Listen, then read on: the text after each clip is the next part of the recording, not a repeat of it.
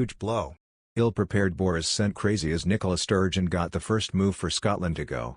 Nicola Sturgeon is preparing for a showdown with Boris Johnson in the UK Supreme Court over her Scottish independence demands, according to polling guru Sir John Curtice. Polling guru Sir John Curtice has suggested that this year will see the first moves of Nicola Sturgeon towards breaking up the UK. Ms. Sturgeon has pledged to carry out an independence referendum by the end of 2023, but Sir John suggested this could be sped up amid an ongoing political crisis in Westminster. The Strathclyde University professor said this year will see the question of Scotland's future relationship with the UK return to the political agenda. Speaking to George Galloway on RT, Sir John said, "There are two storms surrounding British politics, the pandemic and the fallout of Brexit. As a result of Brexit, north of the border, this will be the year when the question of Scotland's future relationship with the UK is going to return to the political agenda. North of the border we have a government under Nicola Sturgeon with the support of the Greens determined to hold a referendum, and she wants to do it by the end of next year. This was a government elected virtually entirely by people who are in favour of independence and therefore entirely by people who are in favour of having a referendum." Laying out the time frame for the independence battle this year, the polling professor explained, "I think, assuming the pandemic has died down, that we will see the first moves of Nicola Sturgeon. She has got civil servants working on the case for independence. I would anticipate we would see some of that come into the light of day in the next 12 months. I suspect we will see the beginning of a substantial constitutional row between the UK government and Scottish government, a row that could end up in front of the UK Supreme Court."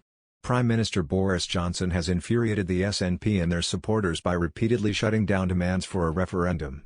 In November last year, Mr. Johnson insisted the 2014 vote was a once-in-a-generation event. He said, "I don't think people in this country think referendums are very wonderful for harmony. We had one in 2014, the British people, the people of Scotland, were told in 2014 that was a once-in-a-generation event." There is an understanding that Mr. Johnson's refusal to agree to the demand for a referendum may also protect the SNP from a vote in which polls suggest that a majority might vote against Ms. Sturgeon's plan. Earlier this week, GB News and Reason UK commentator Darren Grimes said the influx of Scots across the border into England for New Year's Eve was illustrative of how businesses would move from the north side of the border to the south were Scotland to leave the UK. He tweeted, "The Scots are flooding to free England in a similar fashion to how people and businesses would flock to a free England under an independent Scotland." A Scottish government pandemic advisor has urged Nicola Sturgeon to rule out another lockdown as it would cause huge damage. Infectious diseases expert Professor Mark Woldhouse sounded the warning to the First Minister amid fears of tougher curbs as Omicron surges. He said, "There is still no good case for a full lockdown.